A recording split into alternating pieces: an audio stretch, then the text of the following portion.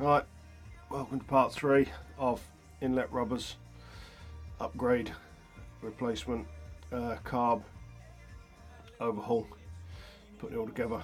Right, what I've done, spared you the agony of me putting it all back together. It went together a lot easier than it did last time with those new inlet rubbers, much more space. So I've chucked it all in. I'll show you how it looks, and I'll show you how the bolts look in the new slots that I've made. Then I need to put the battery in, tank on, plumb it all up, and then fire it up, see what happens, and let's see how badly out of tune it is now. So back in a sec.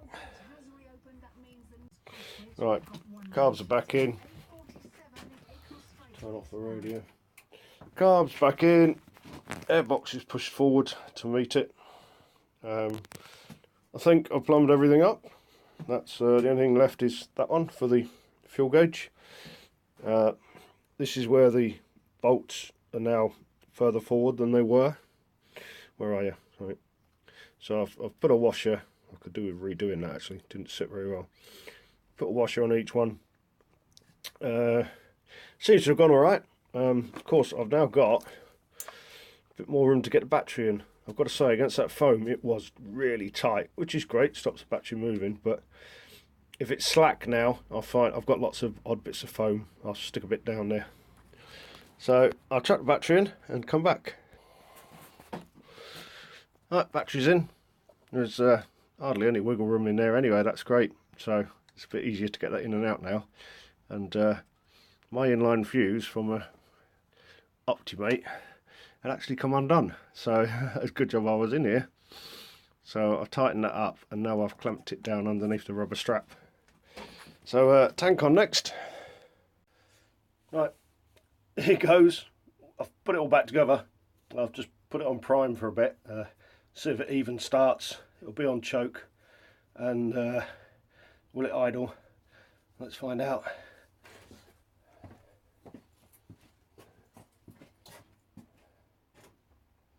Choke's on, ignition's on, battery's been on charge all day. Right, there goes.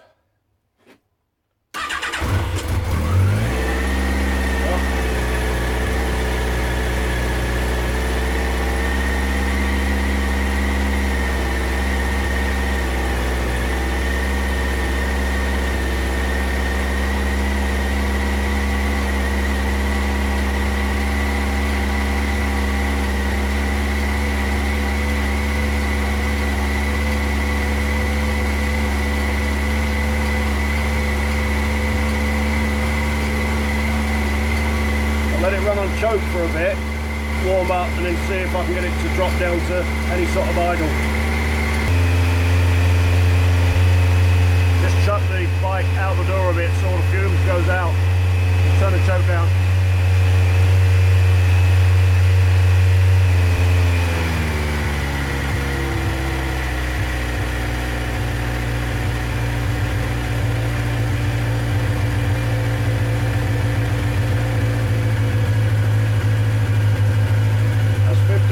Revs still on the choke.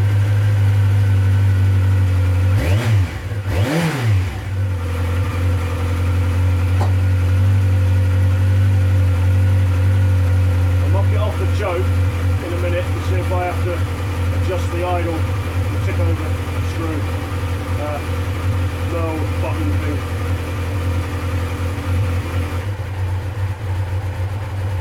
Right, that's off choke.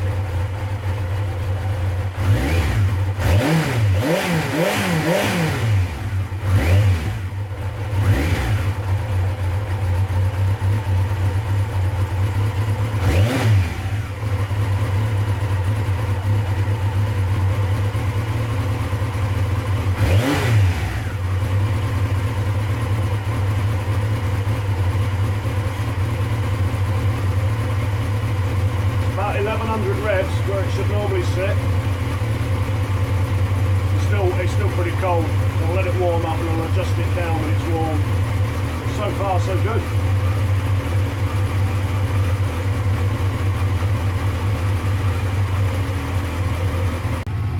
Well, I don't want to tempt fate, but It's the best she's run for months.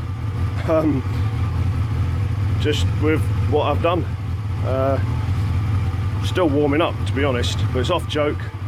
It's running at, I've got it on the idle thing, about 1100 revs. Just show you that, get my torch.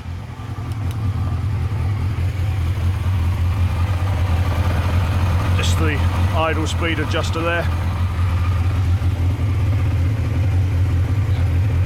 About 1200 revs. I'll knock it down a bit. It should be between 950 and 1150. So, a little bit high at the moment. I'll let it get fully warm and I'll knock it down just a touch.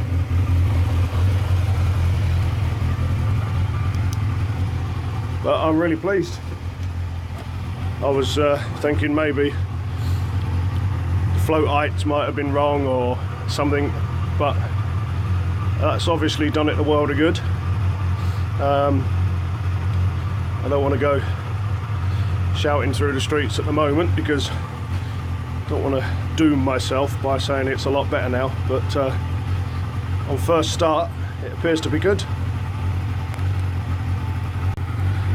Just a thought, there's a carb heater missing out of it as well still, so that cold start was -1 carb heater, so I think I'm happy.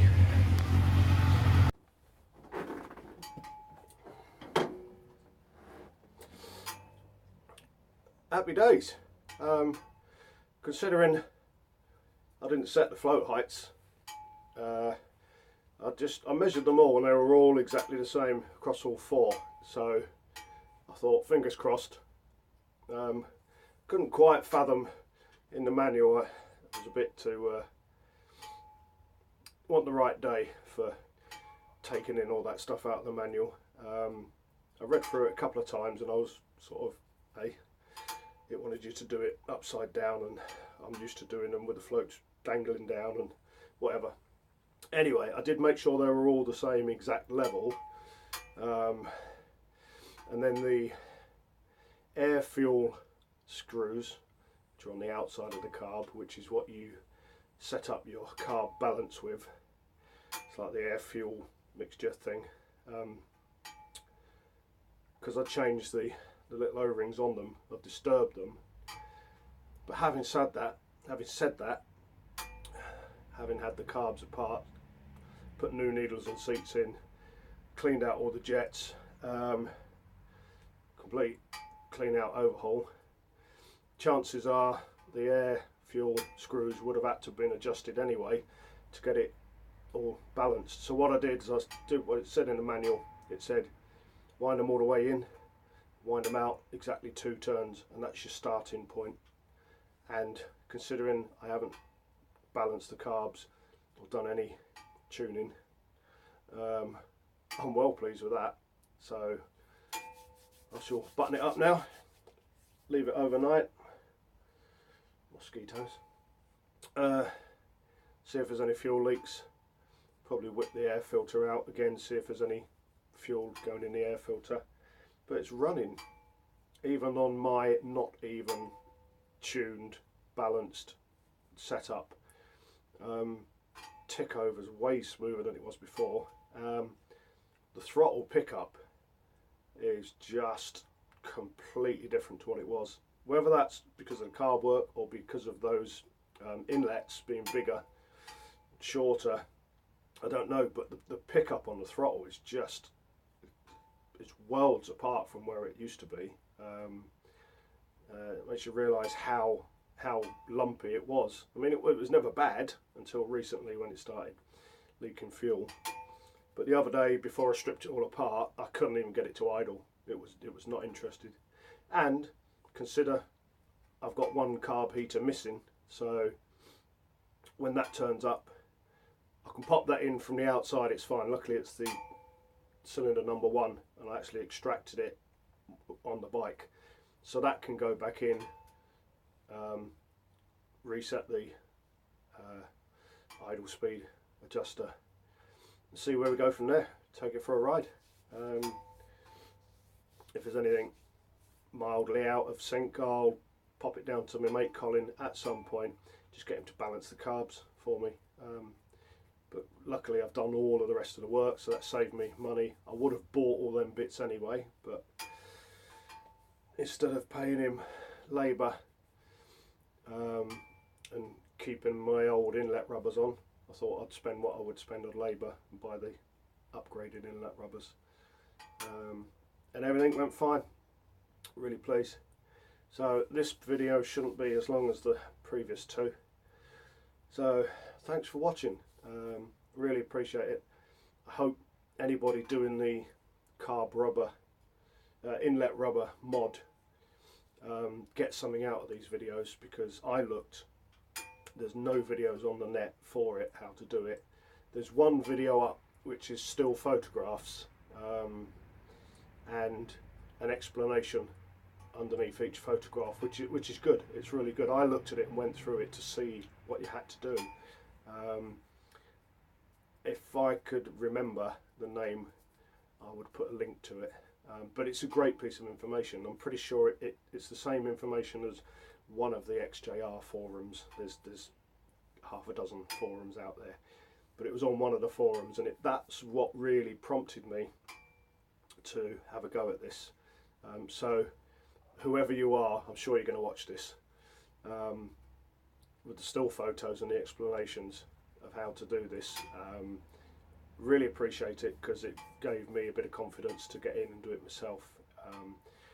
But hopefully now this video will be concise enough for the inlet rubbers. It was more about the inlet rubber mod for people to look at than the carb strip, because the thing is, I didn't really get any any close-up shots of what I was doing in the carbs, but you got the general idea, and I wouldn't follow what I do anyway, because I got a couple of bits wrong and had to go back and redo them, even though I have done it, as I said, dozens of times before. But everyone's human, or subhuman like me.